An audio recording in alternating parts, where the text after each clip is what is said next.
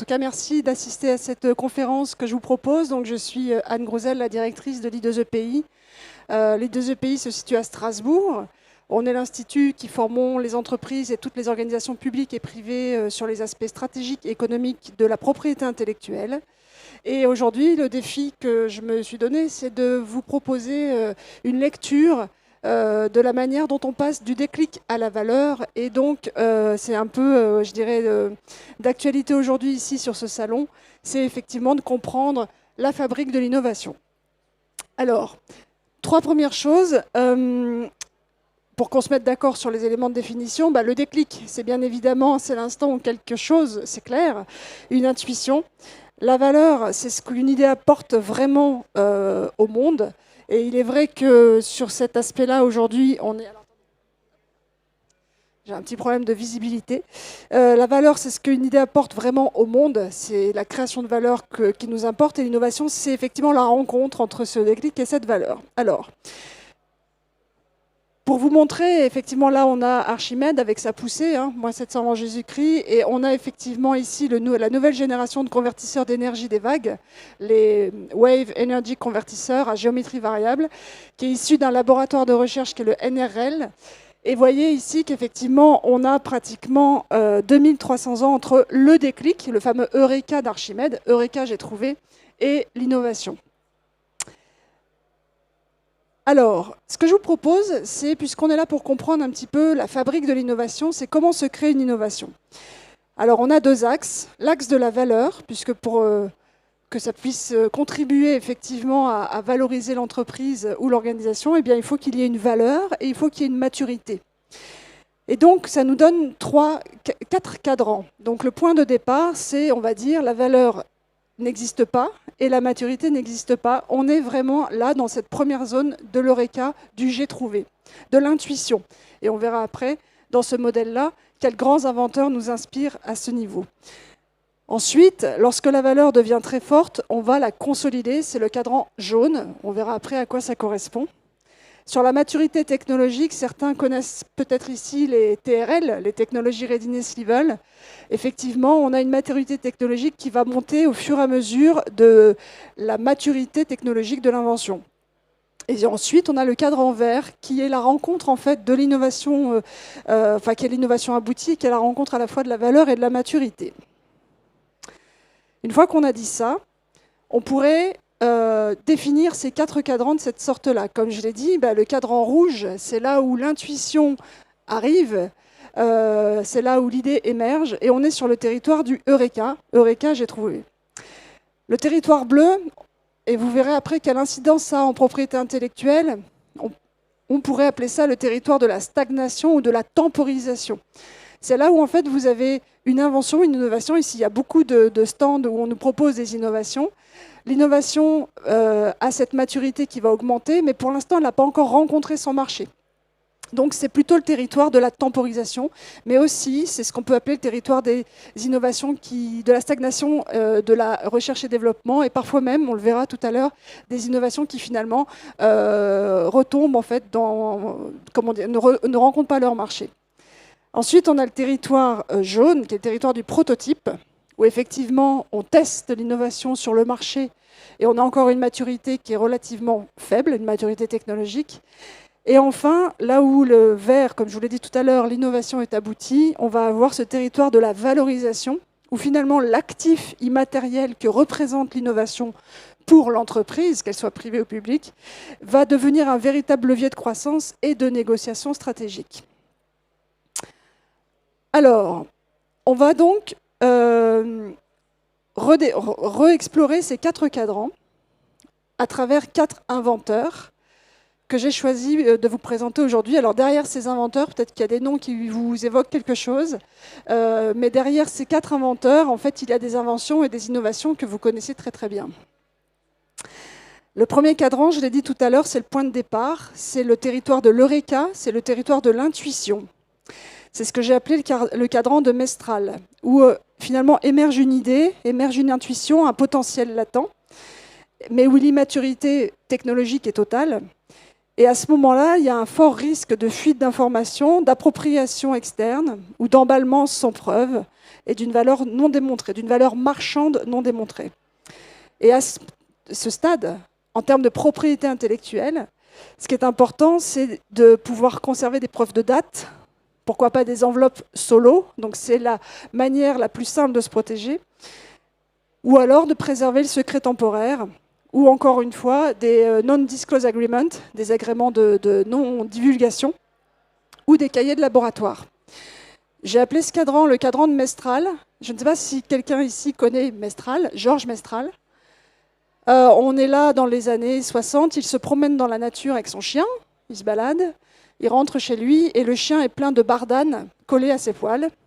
Et à ce moment-là, Georges Mestral est un ingénieur, il a une intuition, il se dit « Ah tiens, je vais observer la bardane, qui est une composante naturelle. » Et en fait, il en déduit des propriétés qui accrochent, et c'est de là que va naître son invention, qui s'appelle, et que vous connaissez tous, le velcro. Et le velcro, en fait, alors on l'a même retrouvé, la NASA s'en sert dans l'espace. Et vous voyez, finalement, on avait là une API qui était l'âme industrielle de l'intuition de Georges de Mestral avec son chien dans la balade. Donc l'observation aussi du réel est un gisement en fait sans fond de la fabrique de l'innovation. Le deuxième cadran, le bleu, je l'ai appelé le cadran de Sasson.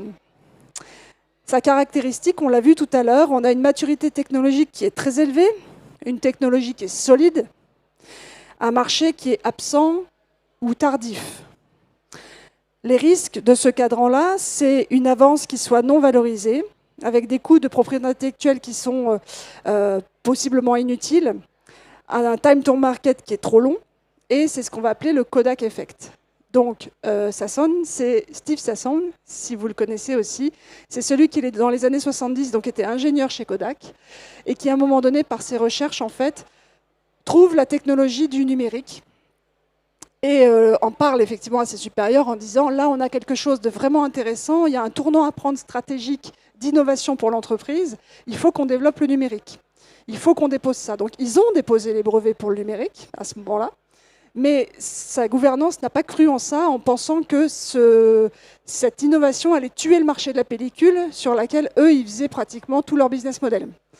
Donc ils n'y ont pas cru et à ce moment-là, ça a été finalement une rupture technologique forte et en tout cas une dématuration. C'est pour ça que tout à l'heure je disais, ça peut être la stagnation, la temporisation ou encore une fois le territoire de la recherche et développement qui ne rencontre pas ni son marché, ni les décideurs qui vont y croire. Et l'API à ce stade, finalement, c'est bien là où, à un moment donné, il faut pouvoir avoir des brevets complets. Donc on le sait, on dépose nos brevets nationaux à l'INPI, mais on peut aussi déposer des brevets au niveau européen, à l'Office européen des brevets, ou faire des démarches de PCT. Et là, c'est vraiment un cadran où l'API, la propriété intellectuelle, va vraiment se structurer dans des portefeuilles de droits de propriété intellectuelle qui vont être complets, qui peuvent intégrer à la fois un brevet, une marque, bien sûr. Alors la marque, on sera plutôt sur le marché, on verra ça après, puisque pour avoir une reconnaissance sur le marché très forte de valeur, la marque est importante. Et on va ici quand même continuer de faire la veille, préserver le secret et faire du licensing exploratoire pour aller trouver d'éventuelles alliances, de sorte à pouvoir pénétrer le marché sur l'axe que je vous propose ici. Le cadran jaune, c'est le cadran que j'appelais le cadran de Fry and Silver.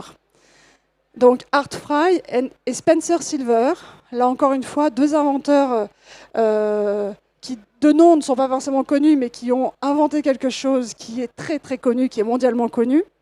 Je vais y venir juste après.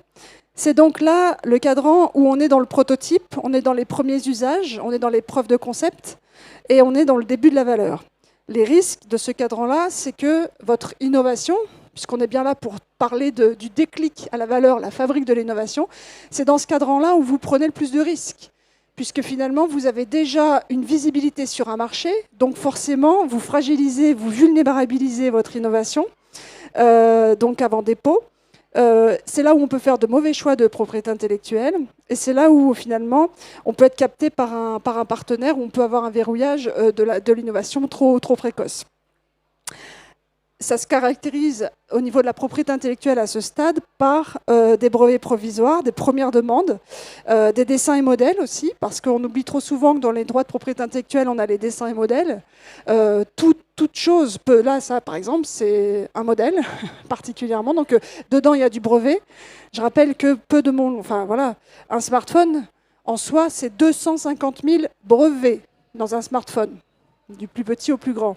Et un smartphone, c'est aussi un dessin, c'est aussi un modèle. Tout est modèle. Donc c'est là qu'effectivement votre innovation peut faire l'objet d'un dessin ou d'un modèle. Je le disais tout à l'heure, c'est là où il faut penser marque, puisque quand on commence à pénétrer un marché, il y a une nécessité de pouvoir structurer son identité d'entreprise. Et c'est là, effectivement, où on peut continuer à préserver des secrets et commencer à mettre en place des contrats de recherche et développement. Alors, Art Fry et Spencer Silver. Art Fry était un ingénieur dans une grande entreprise et il était par ailleurs, pour la petite histoire, donc aux États-Unis, il était dans les années 60, il était par ailleurs, il conduisait une chorale à l'église le dimanche. Et à chaque fois, il avait ces bouts de papier qui tombaient de son cahier de chant et c'était un problème pour lui. Et puis un jour à la cantine, il parle avec Spencer Silver, qui lui était un ingénieur chimiste, qui était en train de chercher une colle. On lui avait commandé une colle parfaite, la colle vraiment, la colle qui ne se décolle pas. Et il ne trouvait pas. Et en fait, avec tous ses essais, ses tentatives, en fait, sa colle n'était pas parfaite. Et à chaque fois, ça se collait, ça se décollait. Art Fry dit à Spencer Silver, ça m'intéresse que ta colle colle mais ne colle pas, parce que ça pourrait me permettre de mettre mes signets dans mon cahier de chant pour le dimanche. C'est la naissance du post-it. Chez 3M, puisqu'on a là deux ingénieurs qui travaillaient chez 3M dans les années 50 et qui ont donc créé le post-it à ce moment-là. Donc là, vous voyez, c'est ce que je vous disais, c'est le prototype qui finalement crée la valeur et qui va venir être à l'initiative de cette fabrique de l'innovation. Le dernier cadran, je l'ai appelé le cadran de King Camp. Alors j'ai volontairement mis le prénom et pas le nom de cette personne, sinon vous auriez tout de suite deviné qui c'était. Donc là, encore une fois, je vais détailler les caractéristiques et les risques avant de vous révéler qui est-il. Comme je l'ai dit tout à l'heure, c'est derrière des inventions très connues. La caractéristique de ce cadran, donc on est dans le cadran vert, donc on l'a bien compris, la maturité est au plus haut et la valeur et la rencontre avec le marché est au plus haut.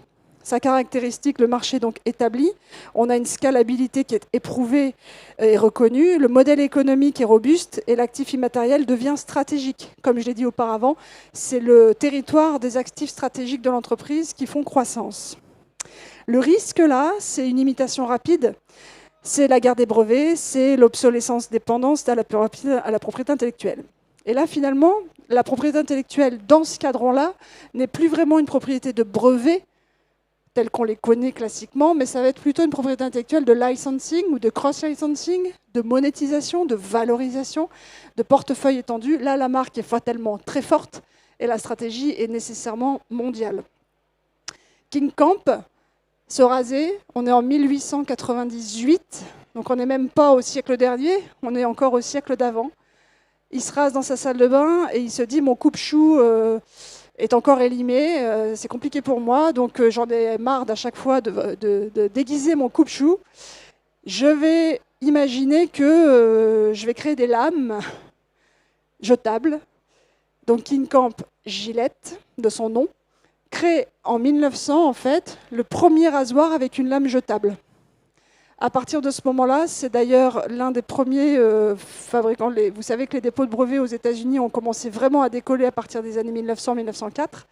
Et là, finalement, King Camp Gillette ne crée pas seulement un procédé technique, c'est-à-dire les lames jetables, mais il est le premier à créer un modèle économique. Le modèle économique qu'on connaît avec la machine et les consommables. Donc il crée un modèle à fort revenu économique. C'est pour ça que c'est aussi le cadran, finalement, avec une maturité technologique et une valeur très forte. C'est vraiment le cadran d'un modèle économique très robuste.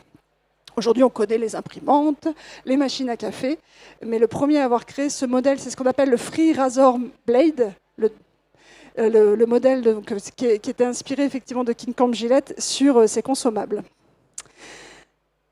Voilà pour les 4 cadrans de l'innovation à travers 4 récits. Une fois qu'on a dit ça, en fait, on va découvrir ensemble aussi comment on passe d'un cadran à l'autre, puisque comme je l'ai dit au départ, on est au point zéro Je veux dire, quand Georges de Mestral se promène avec son chien, il a pas le velcro, il n'a pas inventé le velcro. Il se promène, le chien se prend plein de bardanes sur les poils, c'est en rentrant chez lui, et encore heureux, il est ingénieur, donc il se dit, tiens, c'est curieux, qu'il commence à penser à ça, et qu'il a l'intuition de l'innovation. Mais en même temps, il faut bien cheminer à travers ces 4 cadrans. Donc voilà la lecture que je vous propose. Il y a pour moi 4 chemins possibles pour passer de 0 à ici, puisque le meilleur chemin, c'est le départ, l'arrivée. Il y a donc 4 chemins possibles, c'est mathématique. Le premier chemin, comme je l'ai expliqué, c'est ce que j'ai appelé le chemin de l'ingénierie. C'est-à-dire que j'ai une intuition, je découvre une innovation, on repense par exemple encore une fois à Georges de Mestral, et là je vais tout de suite avoir une maturité technologique qui va monter de manière assez puissante, et ensuite je vais aller sur le chemin de la valeur. C'est ce qu'on peut appeler le chemin de l'ingénierie ou le chemin du brevet. Le deuxième chemin, c'est le chemin du marché. C'est-à-dire que là, en fait, j'ai voilà, une innovation technologique. Je sais qu'elle va rencontrer son marché. J'ai même déjà un marché qui est tracteur, comme on dit, un marché client qui est tracteur de l'innovation. Et après ça, je vais arriver sur la maturation technologique. Le quatrième chemin, c'est ce que moi j'ai appelé le chemin de l'adaptation. J'ai une intuition technologique, je suis dans le cadran rouge, d'accord ? Cette intuition technologique, ben, je l'éprouve et au niveau de sa maturité technologique avec des partenaires. Donc je monte en maturité technologique. On en revient à nos fameuses échelles TRL, Technology Readiness Level. Ensuite, je vais pas tout de suite passer fatalement par de la valeur absolue, comme par ce chemin-là, qui est vraiment le premier chemin. Mais mon marché n'est pas encore mûr, mature, et donc je vais mettre du temps à le rencontrer. Et je vais finir par le rencontrer in fine. Et puis il y a le chemin de la consolidation. J'ai une idée technologique forte, et à ce moment-là, je sais que je vais rencontrer mon marché, sauf que ma technologie n'est pas encore assez mature pour que je monte directement vers le cadran vert. Donc je vais repartir sur du partenariat pour pouvoir aller chercher des partenaires forts pour reprendre ma maturité technologique, et enfin je vais revenir sur mon marché. Donc ces 4 différents chemins nous montrent en fait, je viendrai après à ma deuxième partie, tous les logiques, les avantages et les risques qu'on a, puisque on a ici sur ces 4 chemins des vrais risques, là pour le coup en termes de fabrique de l'innovation, parce que l'idée c'est que notre fabrique de l'innovation, elle soit la plus robuste et sécurisée possible.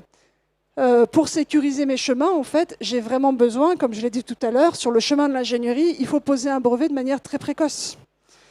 Si je ne pose pas de brevet de manière très précoce sur mon chemin de l'ingénierie, en fait, mon innovation va peut-être partir en maturité, mais en même temps, elle va être captée par par un marché, et je vais perdre mon monopole technologique. Donc ça, c'était une lecture que je vous proposais sur ces 4 chemins possibles de la fabrique de l'innovation. À partir de là, ce que je vous propose dans un deuxième temps, maintenant qu'on a vu un petit peu comment se font ces chemins, c'est d'explorer très rapidement en fait les 4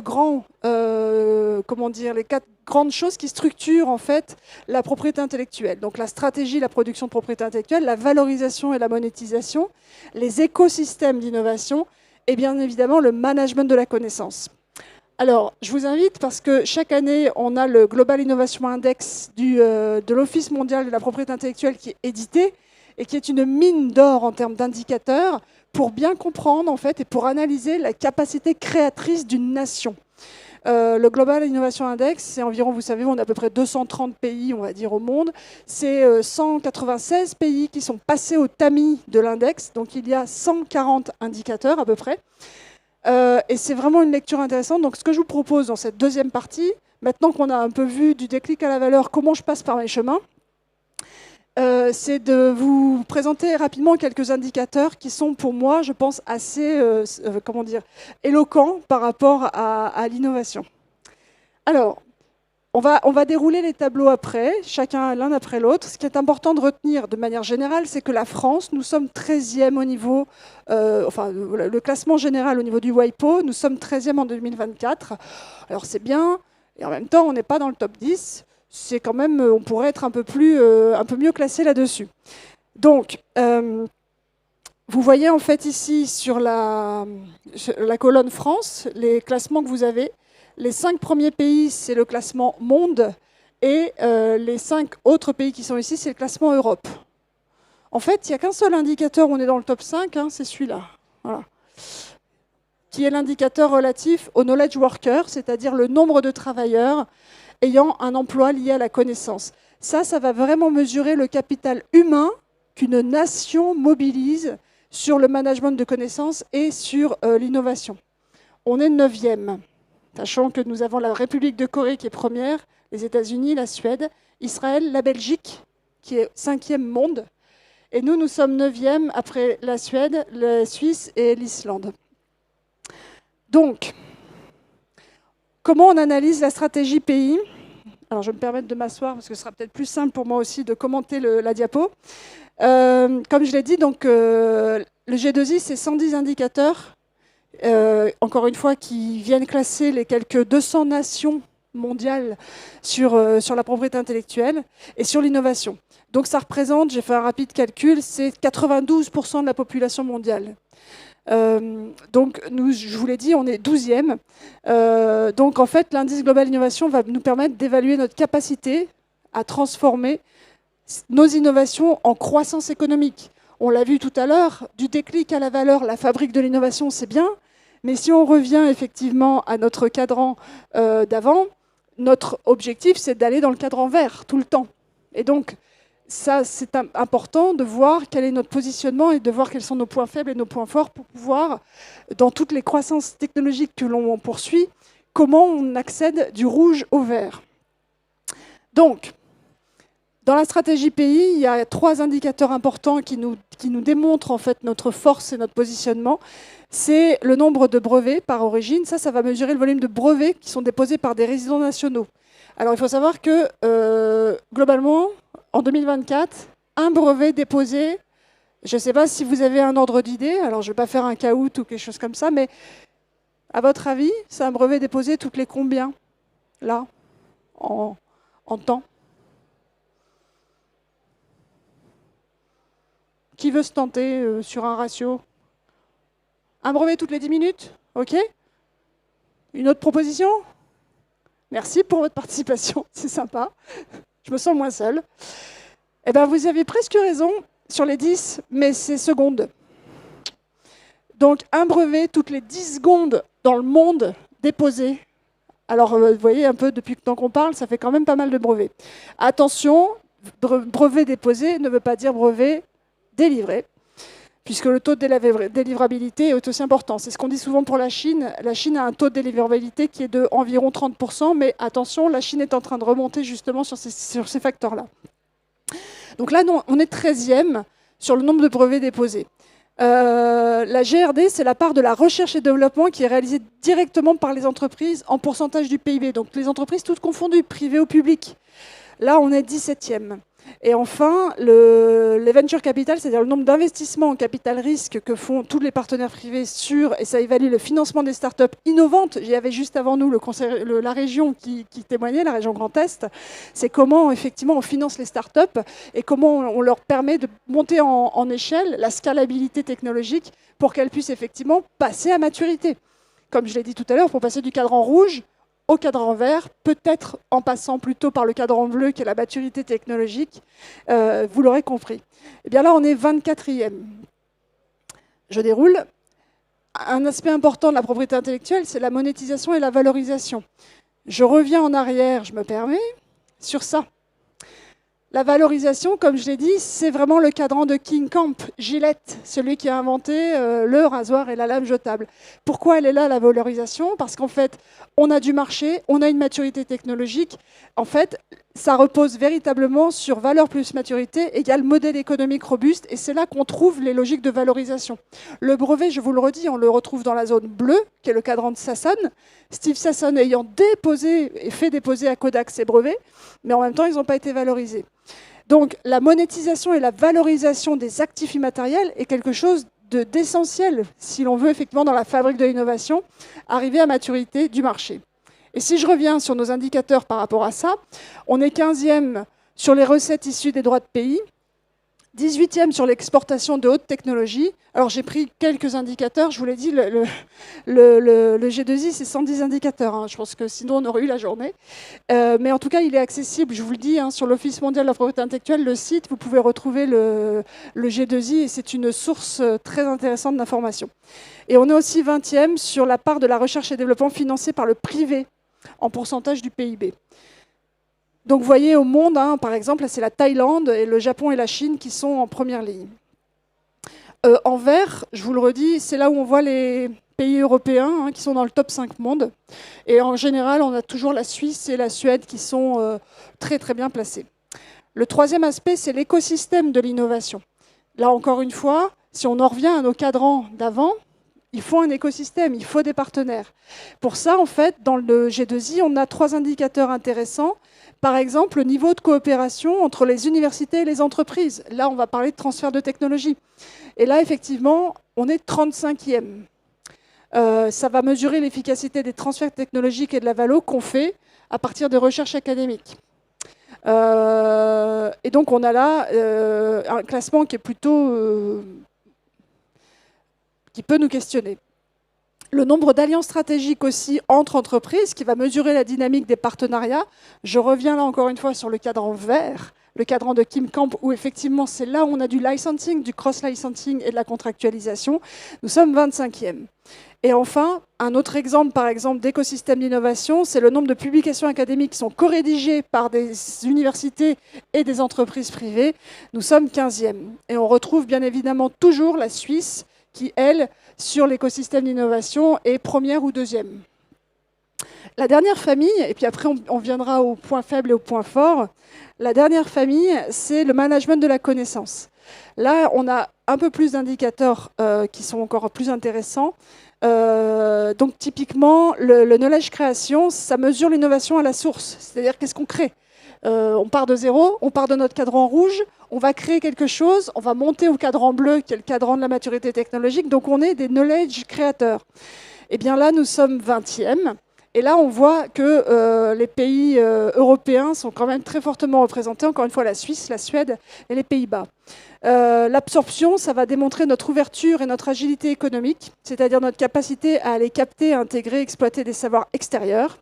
Nous sommes 15e. La diffusion, c'est notre manière à nous de diffuser notre souveraineté technologique à l'extérieur.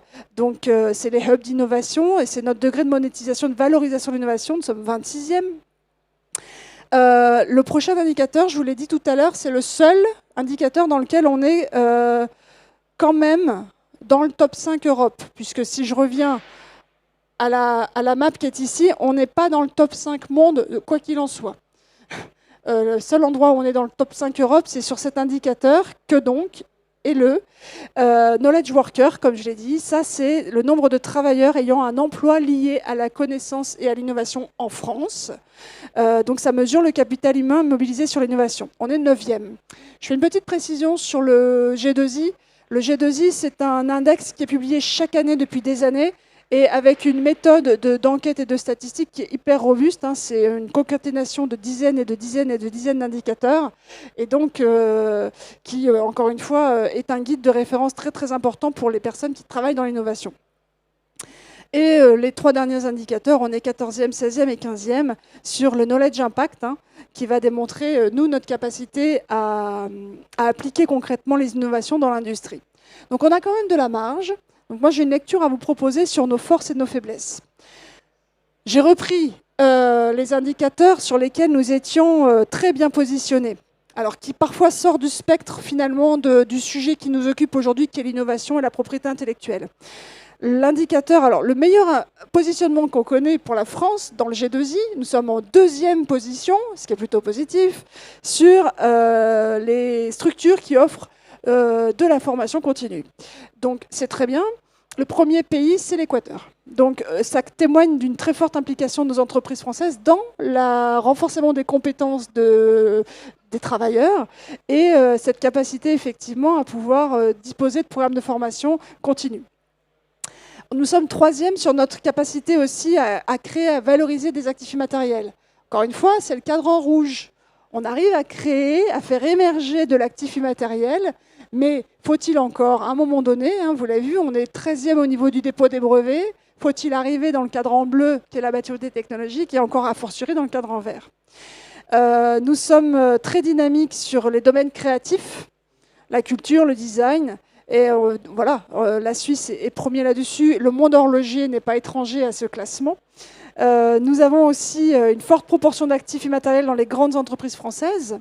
Donc nous sommes 5e. Et voilà, nous sommes reconnus aussi pour la grande expertise de nos universités françaises, ce qui évidemment attire les talents. On est 6e au niveau mondial. Donc nos 3 forces, c'est la formation continue, la formation académique, bien sûr, la création et la gestion des actifs immatériels et la production créative.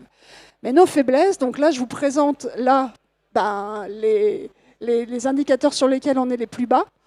Je vais commencer par le plus bas, l'abord Productivity Growth. Donc c'est notre compétitivité économique et c'est finalement la productivité du travail. Nous sommes 115e. Le premier pays est la Géorgie. Ensuite, le ratio élève-professeur, ça ne surprendra personne, surtout pour ceux qui ont des enfants en bas âge, ou même pas en bas âge, au collège et au lycée. Nous sommes 64e sur le ratio élève-professeur. On sait que nos classes sont surchargées, c'est pas forcément quelque chose de très positif non plus. Et là, effectivement, ça peut impacter négativement à la fois la qualité de l'enseignement initial. On sait aussi, pour ceux qui sont très attachés à la propriété intellectuelle, que la propriété intellectuelle, c'est une matière qui est complètement invisibilisée des programmes de la formation initiale et a fortiori des écoles d'ingénieurs. Donc c'est très dommage parce qu'à un moment donné, il y a une sensibilisation à la propriété intellectuelle et à l'innovation qu'on devrait faire au plus tôt. Je précise qu'en Chine, ils parlent de propriété intellectuelle et de brevets dès l'école élémentaire. Donc ça, c'est aussi une chose que je pense qu'on devrait, une faiblesse qu'on devrait pouvoir avoir en tête. Nous avons aussi une faible attractivité en matière d'investissement étranger. Nous sommes 60e. Une adoption limitée de la certification ISO quant au management environnemental, 56e. C'est une chose que le G2I commence à regarder de plus en plus près, évidemment, c'est un petit peu l'air du temps. Et enfin, et ça c'est très intéressant, surtout pour les experts de l'API qui sont ici présents, on parle souvent de brevets, de licensing, voilà, toutes ces choses qu'on connaît très bien. Mais nous avons, nous, un recours très très limité et presque méconnu aux brevets, aux modèles d'utilité, qui sont les brevets simplifiés, qui permettent effectivement aux entreprises françaises, avec une moindre exploitation, de pouvoir profiter de mécanismes plus simples et simplifiés de protection d'innovation. Évidemment, sans surprise, la Chine est premier sur l'usage des modèles d'utilité et nous sommes 51e. Donc nos faiblesses, en fait, eh bien, nous avons donc une faible croissance de la productivité, je l'ai dit tout à l'heure, c'est le Labor Productivity Growth, l'attractivité modérée pour les investissements étrangers et enfin un moindre recours à certains mécanismes de pays simples. D'ailleurs, le commun des mortels considère souvent que la propriété intellectuelle est un outil juridique complexe, méconnu, pas simple à utiliser, coûteux et ne voit rarement en fait tous les aspects stratégiques que peut représenter une stratégie de propriété intellectuelle. Donc, l'API devient finalement, la propriété intellectuelle devient une boussole incontournable de la stratégie d'innovation. On l'a vu tout à l'heure, on va du déclic à la valeur, la fabrique de l'innovation. Eh bien, pour aller du déclic à la valeur, il faut à un moment donné mobiliser une vraie stratégie de propriété intellectuelle qui va permettre, comme vous l'avez vu sur la boussole, à la fois de protéger les innovations, de les valoriser, mais aussi, on l'a vu, c'est le cadran vert, de stimuler les partenariats et les alliances stratégiques, qui devient en lui-même une source d'avantages concurrentiels, c'est le cadran jaune avec le marché, et qui est un outil de gestion des risques incontournable. Donc, une stratégie qui est vraiment, je dirais, incontournable pour le développement économique et qui en soi, est un véritable facteur de renforcement de notre souveraineté technologique. J'en ai terminé quelques mots simplement donc sur nous, sur les deux EPI. Donc nous sommes un institut de formation donc continue. Nous avons été créés en 2004 par l'INPI et le ministère de l'Industrie pour pouvoir développer une offre de formation stratégique économique auprès des entreprises et des organisations publiques et privées de recherche.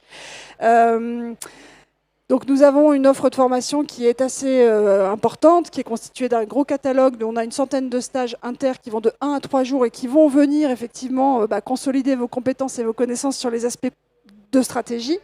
On fait aussi beaucoup de formations sur mesure en ATRA dans les entreprises, petites, moyennes, grosses. On fait des formations très importantes. Alors souvent, l'entreprise va nous appeler pour nous dire « j'ai un projet de formation, mais il faut qu'on le contextualise à mes enjeux et à ma feuille de route ». Nous avons 2 masters en partenariat avec l'Université de Strasbourg, et ce depuis plusieurs années déjà.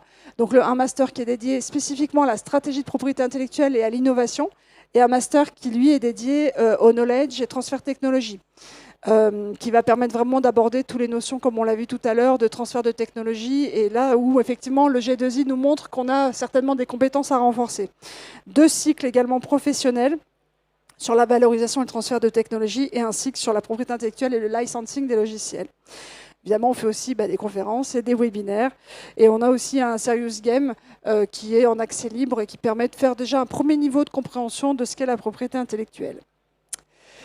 Voilà, je vous remercie en tout cas de votre écoute. J'ai presque tenu le temps, en fait. Il y a même 7 minutes d'avance, donc c'est bien, c'est toujours intéressant. Voilà, donc si vous voulez continuer les échanges, nous rencontrer, on est sur le stand F21, qui est juste là derrière. Et voilà, donc je vous remercie en tout cas de votre écoute et j'espère avoir été à la hauteur de vos attentes. Bonne journée à vous. Merci.